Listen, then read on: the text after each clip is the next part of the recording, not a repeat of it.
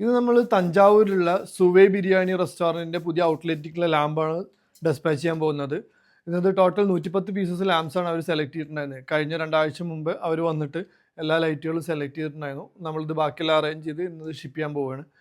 അപ്പോൾ ഇതിനകത്ത് നമ്മൾ ഷിപ്പ് ചെയ്യുന്നതിലൊന്ന് മെയിൻ ആയിട്ടുള്ളത് നമ്മൾ സൺസേ ഡബിൾ പെൻഡൻ ലൈറ്റ് ഉണ്ട്. സൺസേ ഹിബിസ്ക ഡബിൾ പെൻഡൻ ലൈറ്റ്, ഇതാണ് അവർ 21 പീസസ് സെലക്ട് ചെയ്തിട്ടുള്ളത്. അത് അവർ മെയിൻ ഏരിയയിലേക്കുള്ള, അതായത് ഡൈനിങ് സ്പേസിലേക്കുള്ള.